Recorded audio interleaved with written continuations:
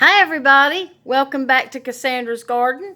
Today I'm going to show you how to make brown bread better than any steak restaurant you can go to. You can make it at home for yourself and your family for a fraction of the cost, and I guarantee you it's going to taste a whole lot better. This is part one, so let's get started. You're going to start out with 1.5 cups of whole wheat flour, 2 cups of a bread flour that I have sifted twice, 1/2 cup of honey, 1.5 cups of warm distilled water, no hotter than 110 degrees Fahrenheit, but hotter than 100 degrees Fahrenheit. 1/4 cup of rolled oats, 1 teaspoon of salt, 1 tablespoon of yeast, 2 tablespoons of softened butter. Got tongue-tied there. And this is actually butter that I made myself. It is delicious. 2 tablespoons of sugar divided, 3 tablespoons of cocoa powder, and let me make sure I got my measurements right. Yes, that's right. I was looking at my recipe. Sorry about that. 2 teaspoons of instant coffee grounds, and it must be instant. This is a pretty simple recipe, so all we got to do is get started. 1 of your tablespoons of sugar is going to go into your hot water. Well, let me get a spoon. That was funny, wasn't it? There we go. We're going to stir the sugar up until the granules have completely disintegrated. We're going to go ahead and add our 1 tablespoon of yeast to go ahead and saturate that and go ahead and get it to proof for us and bloom. We really need that proving just to ensure that our bread's going to rise. And if you just bear with me, I'll get it all soaked and we'll just leave it right there undisturbed. Okay, the rest is pretty simple. All you have to do is combine everything. The reason that we use an extra tablespoon of sugar is if you don't, this bread can be just a little bit bitter, and that helps to cut the bitterness. The other tablespoon of sugar really activates the yeast a lot faster and helps proof it. So in a clean bowl, we're going to combine, I want you to see what I'm doing. I do apologize. We're going to go ahead and combine our 2 cups of bread flour, our 1.5 cups of whole wheat flour. Let me just push everything around so you can see what I'm doing. We're going to go ahead and add our instant coffee, our salt, our butter, the sugar, the cocoa powder,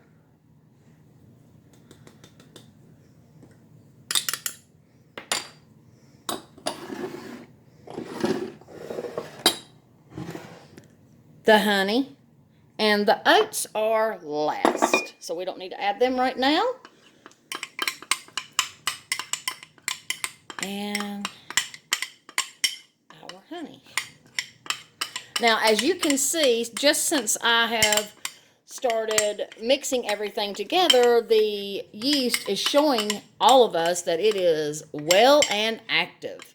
So we are very lucky there.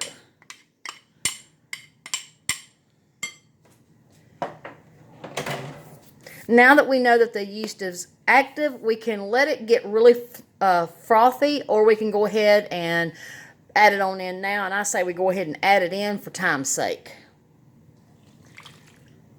This is the yeast sugar water mixture. And we're just going to stir it until combined. God, this smells so good, you guys and gals. When I first started studying how to make this bread, I loved it so much, but I just wanted to learn how to make it myself. This brown bread with homemade white butter is literally heaven, you guys and gals. I was baffled. Why coffee? Well, when you make this bread, you're going to understand, and it has to be instant. It can't be the type that you have to brew for a long period of time. It has to be the instant, because when the warm water hits it, it disintegrates those granules and it just adds the best flavor. I was told many different stories that were not true about this bread, how it was made, because they wanted to keep it a secret. But when I finally got the real recipe, I was so impressed. I actually made this for Sunday dinner yesterday, and it turned out perfect. My husband loved it. As a matter of fact, give me 1 second. Let me show you what they look like.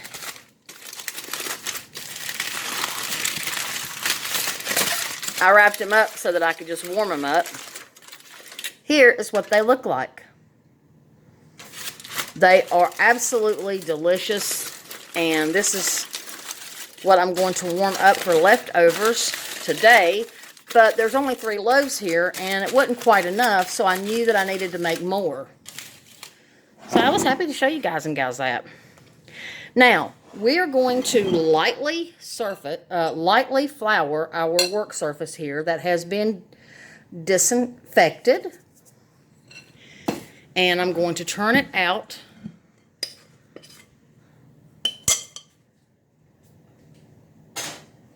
And I apologize if I'm a little slow, but my dog, Wyatt, is under my feet, and he literally stays under my feet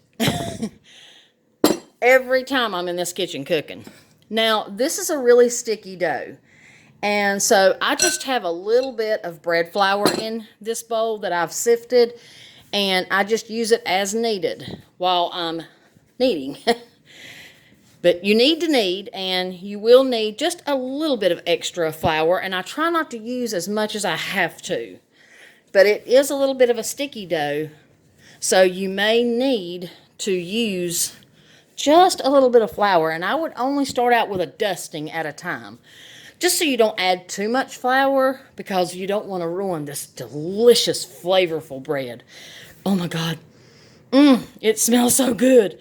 Now, this is a dinner bread. It's not a sweet bread.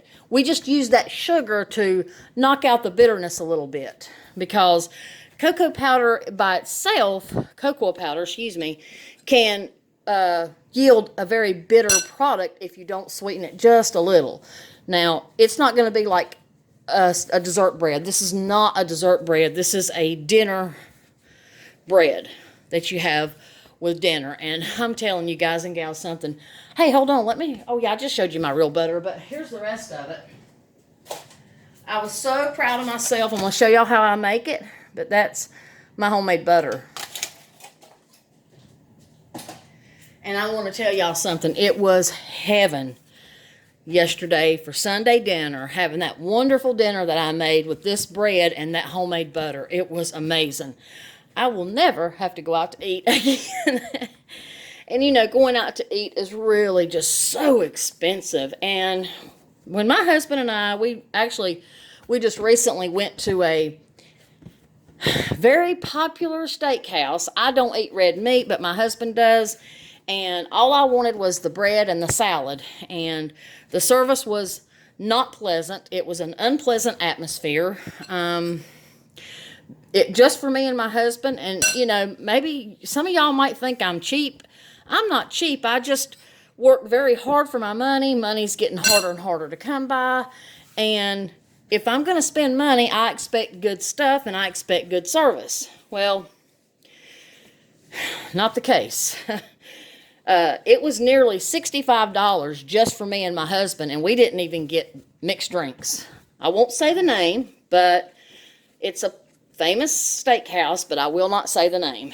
And we were very disappointed. And so I came home, and I got to studying. And I said, we can do this ourselves, because my husband loves to grill. And I said, then it's up to me to get this recipe. And I was so excited at how wonderful and delicious it really is that I wanted to share it with all of you so that you can bake it at home for a fraction of the cost. Now we're just kneading this to perfection. It's very simple. You don't have to do anything special. You just proof your yeast for a few minutes to 10 minutes, and then you add everything, and then you just stir it up, mix it up, and then you get to kneading. And like I said, this is a very sticky dough. I try not to use too much flour when I'm kneading because I don't want to over flour it.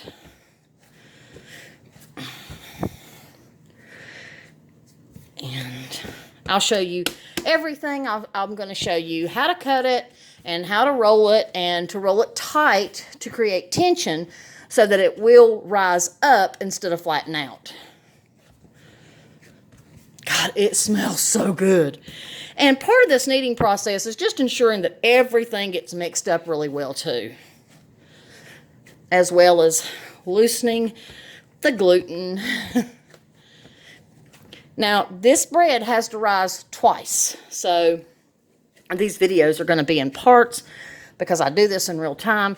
And again, I still don't have a fancy smancy editing system, and I do apologize. And even if I had one, I don't even know how to use it yet. So I'm going to start studying about that so that I can make my videos shorter for you guys and gals. Perfect. Bear with me one moment. I forgot my olive oil. You're going to need about a tablespoon of olive oil in a clean bowl.